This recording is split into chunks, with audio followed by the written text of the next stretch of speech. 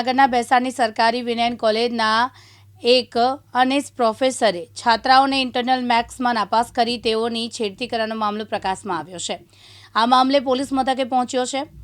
આ અંગેની કોઈની ફરિયાદ નોંધાઈ નથી। આવા શખ્સે વિદ્યાર્થીઓના મોબાઈલમાં અનેક અધ્યાપકના છાજે બીભત્સ શબ્દો લખ્યા હતા, જેના છાત્રાઓને તેમને ન કરવાની વિનંતી કરતા તેમને નાપાસ કરવાની ધમકી પણ આપી। મામલો ગણગણાટમાંથી પ્રિન્સિપાલ પાસે અને ત્યારબાદ છેક પોલીસ મથક સુધી પહોંચ્યો, પણ ફરિયાદ માટે કોઈ આગળ ન આવતા આખરે ઇન્ચાર્જ પ્રિન્સિપલ પોતાની કક્ષાએથી તેની સામે શિક્ષણ વિભાગની કાર્યવાહી માટેનો રિપોર્ટ કર્યો છે।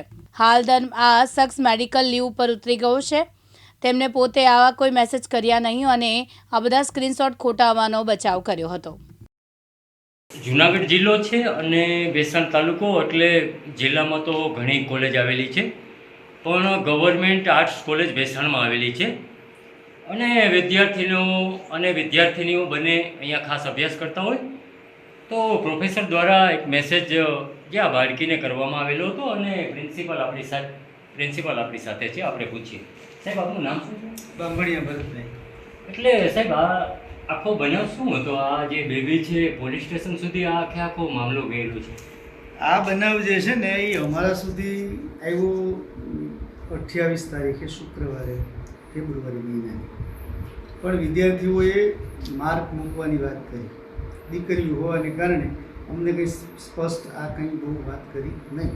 પછી મેં એને એવું કીધું કે ભાઈ અમારી પાસે આ સેલ છે જે બહેનો માટે કામ કરે છે, એના હેરેસમેન્ટ માટેની જે કંઈ મુશ્કેલીઓ હોય એનું સમાધાન એમાં થાય છે અથવા તો એ પ્રશ્નનું નિરાકરણ અમે લાવીએ છીએ। તો શુક્રવારે અમને વાત કરી અને શનિવારે એ લોકોએ પોલીસ સ્ટેશનમાં વાલીઓએ જઈને અરજી આપી છે અને ત્યાં અમને પણ બોલાવવામાં આવ્યા। એટલે અમને પૂછવામાં આવ્યું કોઈ અમારે ત્યાં એ દીકરીઓ આવી હતી, પણ અમને આવી કોઈ ફરિયાદ ત્યારે કરી નથી, માર્ક લઈને હાજરી લઈને એવી બધી વાતો થઈ હતી। પછી એના મોબાઈલની અંદર આ બધું હશે। શું છે મોબાઈલની અંદર મેસેજ આવેલો હતો? પ્રોફેસરે આ બાળકીને મેસેજ કરેલો હતો?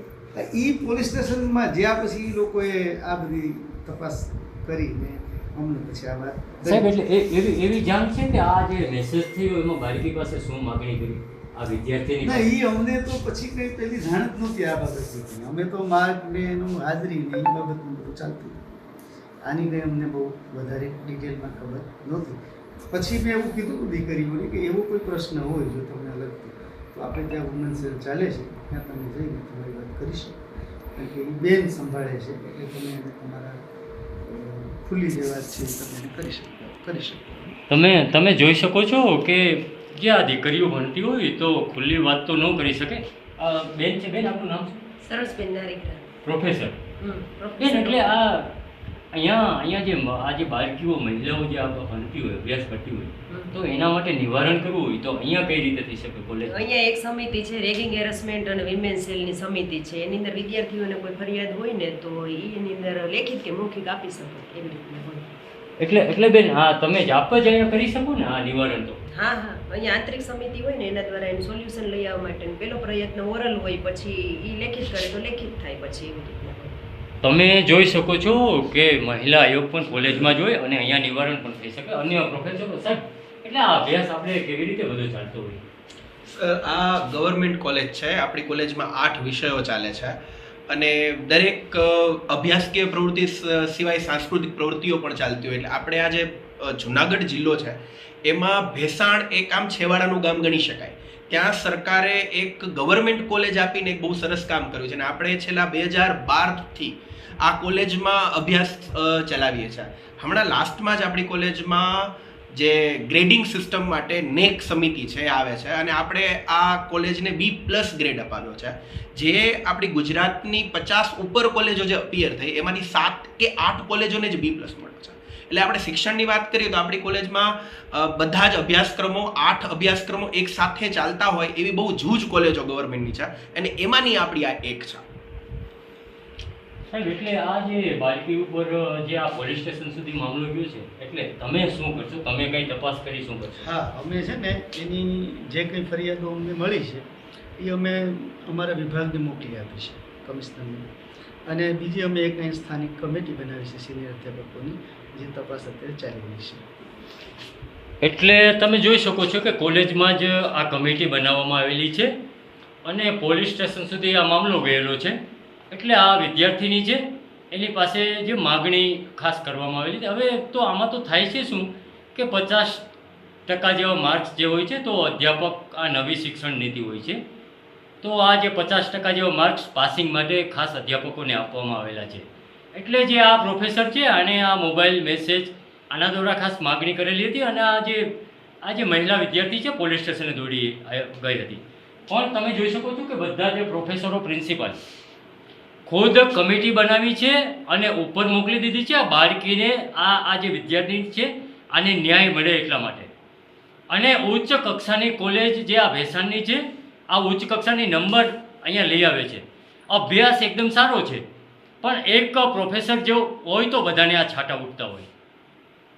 એટલે ખાસ આ લોકો આની ખાસ માગણી કરે છે કે આ પ્રોફેસર છે અને સજા મળે, સસ્પેન્ડ થાય, આ બદલી થાય, બધી જ માંગ ખાસ કરી રહ્યા છે. જૂનાગઢના ભેસાણની આર્ટ્સ સરકારી કોલેજ છે એટલે બહોળી સંખ્યામાં, ભેસાણ તો 42 ગામ ધરાવતો તાલુકો છે અને વિદ્યાર્થીઓ બહોળી સંખ્યામાં અહીંયા અભ્યાસ કરતા હોય. અને એક બીભત્સ મેસેજ પ્રોફેસર એક કરેલા છે અને ગામ લોકો રહીશો છે આપણી સાથે. તમારું નામ શું છે? જેનીશ ભાયાણી, વિદ્યાર્થી આગેવાન તરીકે છું.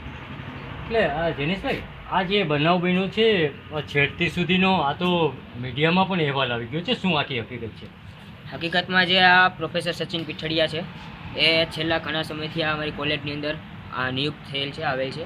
અને એ આવી ગયા પછી ઘણી વખત આવી રીતના છોકરીઓને, આપણી બહેનોને માનસિક ટોર્ચર કરીને શારીરિક શોષણ કરી શકાય એવા સ્પષ્ટપણે આપણી પાસે જે એના ચેટ્સ છે વોટ્સએપના એમાં જોવા મળ્યું છે. પરંતુ ઘણી વખત બેન દીકરીઓને સમાજમાં કોઈ એવી વાત હોય કે જે આપણે વાત નથી કરી શકતા એવી ભાષામાં એને વાતચીત કરી છે. એના માટે બહેનો ડરે છે સમાજમાં વાતચીત લઈ જવા માટે. જ્યારે અમને જાણ થઈ છે કે આ બાબતની, ત્યારે અમે એનો અવાજ બનવા માટે હાલ તૈયાર છીએ. અને ખૂબ જ ગંદી ભાષામાં, વિભત્સ ભાષામાં આ પ્રોફેસરોએ બહેનો સાથે વર્તણૂક કરી છે. રાતે 12 વાગ્યે પણ બહેનોને મેસેજ કરેલા છે, ફોન કરેલા છે, જો કે હકીકતમાં એની અંદર આવતું નથી.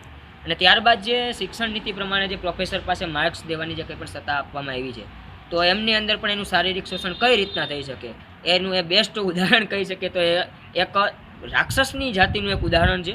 કારણ કે એવી રીતના બહેનોને ડરાવે છે કે જો હું કહું એ રીતના તું નહીં કરી, અથવા તો શારીરિક સંબંધ માટે જે કંઈ પણ છે વસ્તુ તું નહીં કરી તો હું તને ઇન્ટરનલ માર્ક્સમાં ફેલ કરીશ ને તારું શૈક્ષણિક જીવન જે આખું છે એ તારું દૂરદાણી કરી નાખીશ. હા જતીનભાઈ, જેનીશભાઈ, હવે આમાં તમે માંગ શું કરો છો? આમાં થઈ શું શકે? આ બહેનો બચી કઈ રીતે શકે?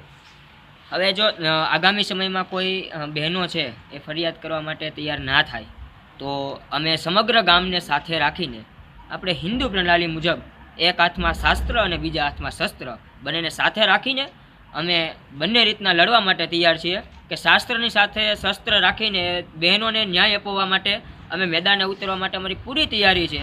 આવનારા સમયમાં અમે મામલતદાર કચેરી, કમિશનરશ્રી અને બીજા વિવિધ જે કંઈ પણ લગતા જે કોઈ પણ છે સરકારના તંત્રો એને એબીવીપીના માધ્યમથી આવેદનપત્ર પણ આપવાની તૈયારી થઈ છે. એવી એબીવીપી પણ વાતચીત થઈ છે. અને આવનારા સમયમાં વિદ્યાર્થીઓને સાથે રાખીને સંપૂર્ણ શિક્ષણનો ત્યાગ કરીને સરકાર સામે અવાજ ઉઠાવશું અને જરૂર પડીએ એ બહેનોને ન્યાય અપાવવા માટે અમે કોઈ પણ હદ સુધી જઈશું. અને આ પ્રોફેસર જ્યાં સુધી સંપૂર્ણ રીતે નોકરીમાંથી બરખાસ્ત કરવામાં ન આવે અને ડિસમિસ કરવામાં ન આવે ત્યાં સુધી અમારી આ સત્યની લડાઈ હંમેશા ચાલુ રહેશે. અન્ય વાલીઓ પણ છે. આપનું નામ શું? મારું નામ છે ભાવેશભાઈ. ભાવેશભાઈ, કોણ ભણે છે આપણે બાળકો? મારે તો મારી એક દીકરી ભણે છે કોલેજની અંદર બીજા વર્ષ. અચ્છા, સેકન્ડ યર. એટલે આ કેવી રીતે અભ્યાસ ચાલે છે તમારે? આ બનાવ બન્યોમાં શું કહેશો? અભ્યાસ એ રીતનો ચાલે છે કે છોકરીઓને ભણાવે ત્યારે એ લોકો હવે મેસેજ ઉપર વહી ગયા છે કે મોબાઈલની અંદર મેસેજ મૂકે. તે મારી દીકરી પાસે મોબાઈલ નથી એટલે એણે મારા નંબર આપેલા છે મારી દીકરીએ અને એ મેસેજ મારામાં આવ્યો. એટલે એકવાર મેં મેસેજ આવ્યો ને મારી દીકરીને કીધું બટા તારે ભણવાનો કોઈ મેસેજ છે? તે મેં વાંચ્યો.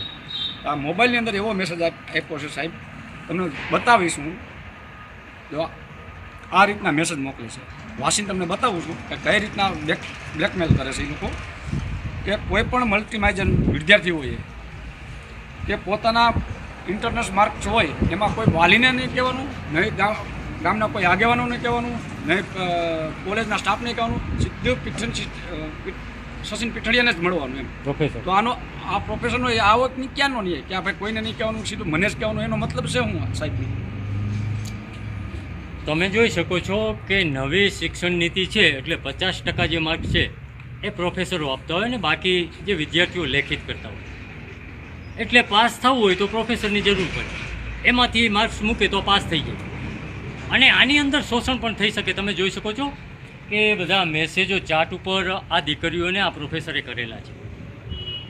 એટલે હવે તો લોકો વાલીઓ શસ્ત્રો ઉઠાવવા ઉપર આવી ગયા છે, આવેદનો ઉપર આવી ગયા છે અને આ જે પ્રોફેસર છે આને સસ્પેન્ડ કરવામાં આવે.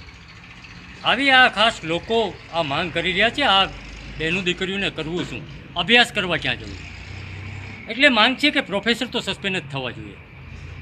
લડત બાકી તો લડત ચાલશે, આવી ચીમકી ખાસ આપી રહ્યા છે. મહેશ કથિરિયા, દિવ્યાંગ ન્યૂઝ, ભેસાણ.